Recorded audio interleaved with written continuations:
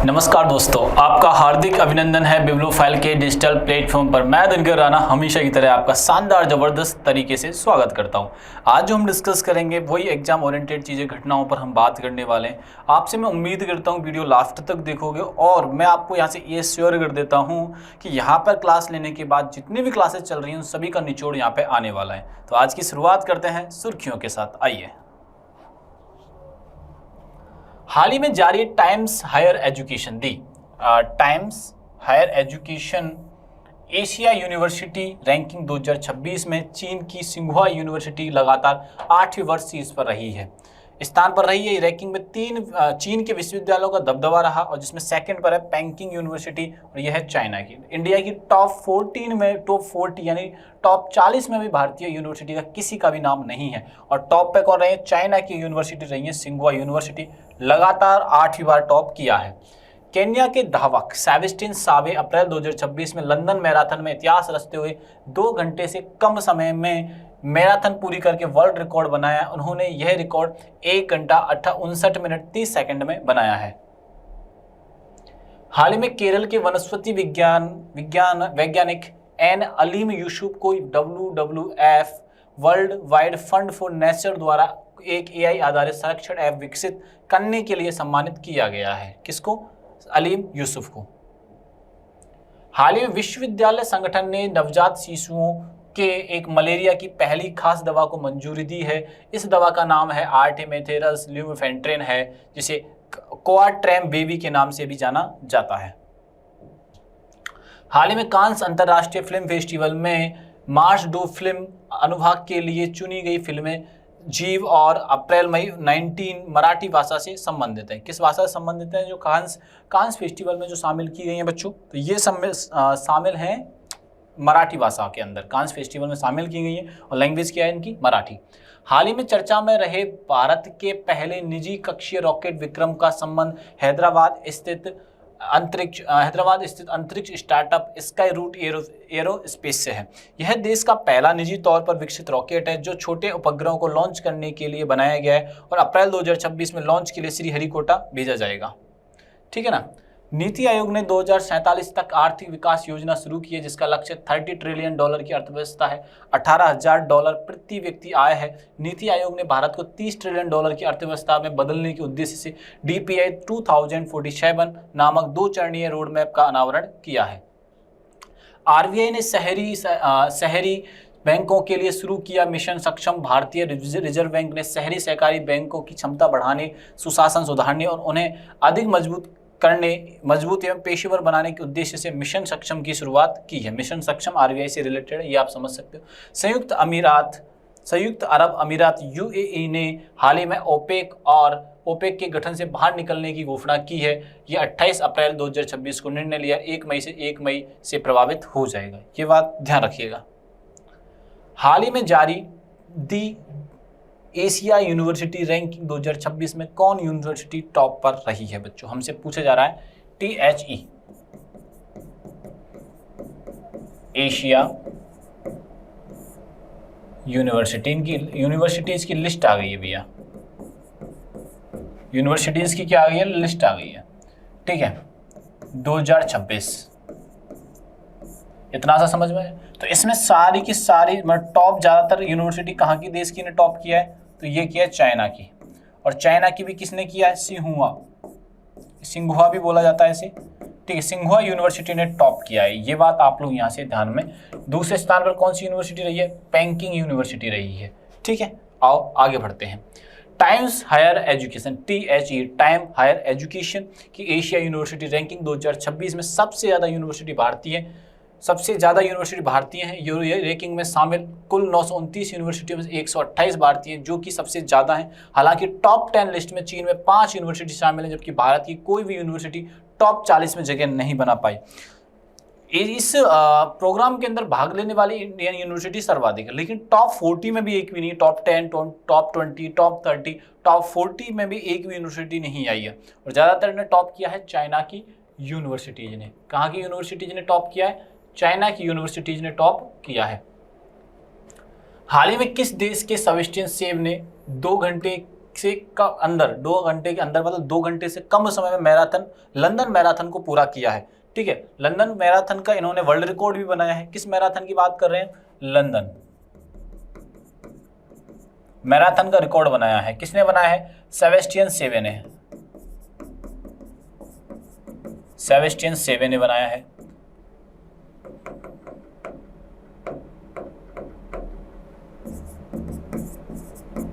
Sebastian सेवे ने बनाया, ये बात आप लोग यहाँ से ध्यान रखना। अब दूसरी बात यहाँ से इंपॉर्टेंट बात है, ठीक है, और ये कहाँ के रहने वाले हैं? तो ये रहने वाले हैं केन्या के।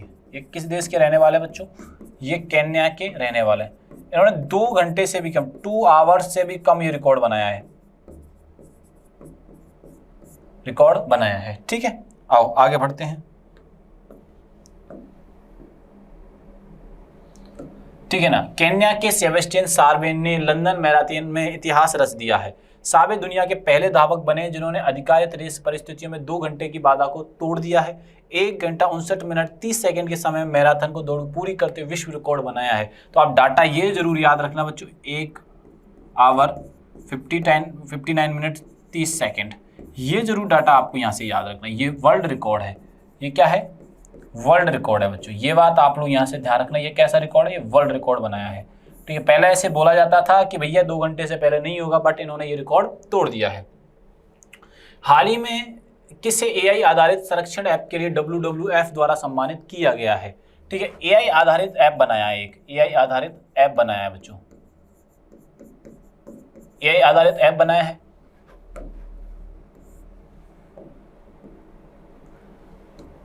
एआई आधारित ऐप बनाया और WWF ने इसको सम्मानित किया है। किसने सम्मानित किया बच्चों? WWF ने हाल ही में सम्मानित किया है। किसको किया है? तो वो किया है एन अलीम यूसुफ को। एन अलीम यूसुफ को किसको किया है? एन अलीम यूसुफ को सम्मानित किया है। ये बात आप लोग यहां से ध्यान में रखना। क्लियर है? बात समझ में आई कि नहीं है? चलो आगे देखते हैं। वनस्पति विज्ञानी एवं एन अलीम यूसुफ को world wide fund for nature ने प्रतिष्ठित पुरस्कार से सम्मान मिला है, उनको सम्मानित किया है। यह सम्मान उनके द्वारा विकसित एआई आधारित मोबाइल एप्लीकेशन को रेखांकित करता है, जिसे केरल में आक्रामक पौधों की प्रजातियों की पहचान करने के लिए डिजाइन किया गया है। ठीक है, ये बात ध्यान रखिएगा। हाल ही में किसने नवजात शिशुओं के लिए पहली बार मलेरिया की खास दवा को मंजूरी दी है? ठीक है, नवजात शिशुओं में, नवजात शिशुओं के लिए, ठीक है ना, मलेरिया की मेडिसिन के लिए मंजूरी दे दी है भैया। मलेरिया की मेडिसिन की क्या दे दी है? मंजूरी दी है। ठीक है, किसने दी है? तो वो दी है WHO ने। किसने मंजूरी दी है? WHO ने दी है, यानी कि वर्ल्ड हेल्थ ऑर्गेनाइजेशन ने, इन्होंने ये मंजूरी दे दी है भैया। ये बात ध्यान रखना। ठीक है, मंजूरी तो दे दी है। अब WHO की स्थापना कब हुई थी? तो WHO की स्थापना हुई थी 7 मई 1948 को। 7 मई 1948 को थी। सॉरी, 7 मई नहीं, 7 अप्रैल। 7 अप्रैल 1948 में होती है। और 7 अप्रैल को, ठीक है ना, 7 अप्रैल को हेल्थ डे मनाया जाता है, वर्ल्ड हेल्थ डे मनाया जाता है, विश्व स्वास्थ्य दिवस।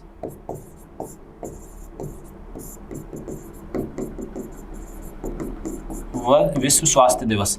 इसका जो मुख्यालय WHO का, ये WHO मुख्यालय कहाँ पे है? जिनेवा पे, जिनेवा में है।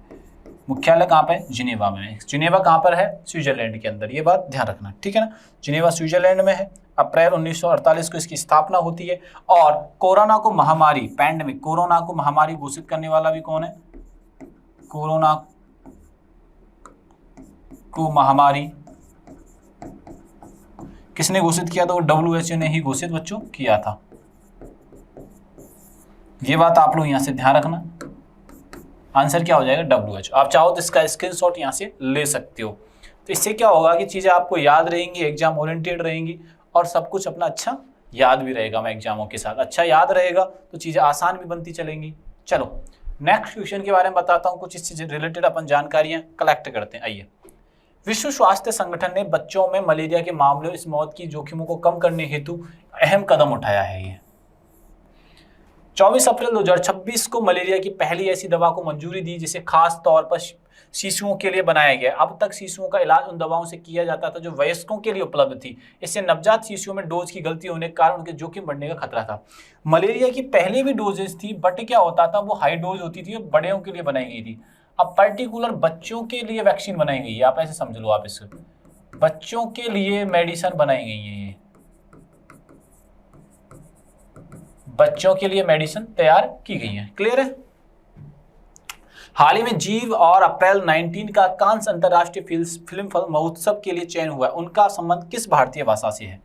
ठीक है, जीव एक मूवी का नाम है, एक मूवी का नाम है अप्रैल मई 99। ठीक है, अब ये पूछा गया है, इनको पहले तो नॉमिनेटेड किया गया कांस फेस्टिवल में। कहाँ गई है मूवीज? कांस फेस्टिवल में गई है, कांस फेस्टिवल में गई है। और ये किस भाषा से संबंधित, किस भारतीय भाषा से ये संबंधित है? भारतीय भाषा से ये संबंधित है। ये भारतीय भाषा किससे है? ये मराठी भाषा से। ये किस लैंग्वेज से रिलेटेड है? तो ये है मराठी से। ये बात आप लोग यहाँ से ध्यान में रखिएगा, ठीक है ना। अगर आपसे बाकी लैंग्वेज पूछ ली जाएगी, बंगाली ये बंगाल में बोली जाती है, मराठी महाराष्ट्र में बोली जाती है, कन्नड़ कर्नाटका में बोली जाती है, मलयालम ये केरल में बोली जाती है। ये बात आप लोग यहां से ध्यान में रखिएगा।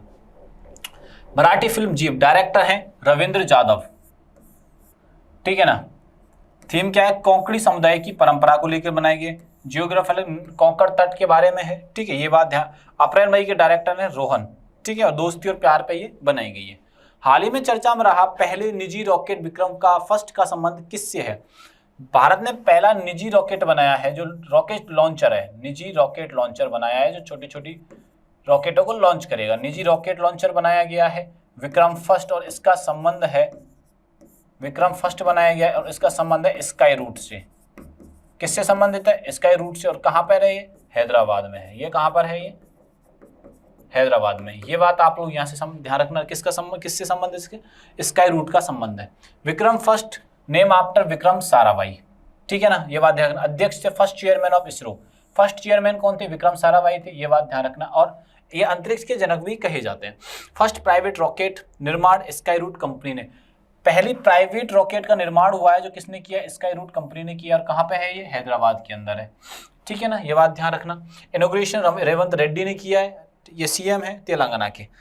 ऑर्बिट रॉकेट है ये, ठीक है ना। ये रॉकेट लॉन्च कहाँ से होगा? सतीश धवन अंतरिक्ष केंद्र श्रीहरिकोटा से इसका लॉन्च होगा। हाल ही में नीति आयोग ने डीपीआई 2047 योजना के तहत प्रति व्यक्ति आय की कितने लक्ष्य तय किया है? प्रति व्यक्ति आय का लक्ष्य क्या? $18,000। $18,000 प्रति व्यक्ति आय होगी 2047 में भारत की, ठीक है ना। आओ, NITI Aayog DPI 2047 digital public infrastructure से रिलेटेड है। 2000 विकसित भारत करना है 2047 तक। 2 चरण में रणनीति है इसकी। 30 ट्रिलियन इसकी इकोनॉमी करना है देश की, और 18,000 पर पर्सन इनकम होगी, ये अपन को बताने का प्रयास किया जा रहा है। एक डीपीआई की सेकंड है 2035, फिर उसके 12 साल बाद 2047, ठीक है। इनका आप ध्यान रखना। इसकी जो 2047 की थीम रखी गई है वो समृद्धि का मार्ग रखी गई है। हाल ही में शहरी बैंकों में शासन को बेहतर बनाने के लिए मिशन सक्षम किसने लॉन्च किया है? मिशन सक्षम के बारे में हमसे पूछा जा रहा है कि मिशन सक्षम किसने लॉन्च किया है। तो मिशन सक्षम लॉन्च किया है, ठीक है, मिशन सक्षम किसने लॉन्च किया बच्चों? ये लॉन्च किया है आरबीआई ने। किसने लॉन्च किया है? आरबीआई, यानी रिजर्व बैंक ऑफ इंडिया ने ये लॉन्च किया है।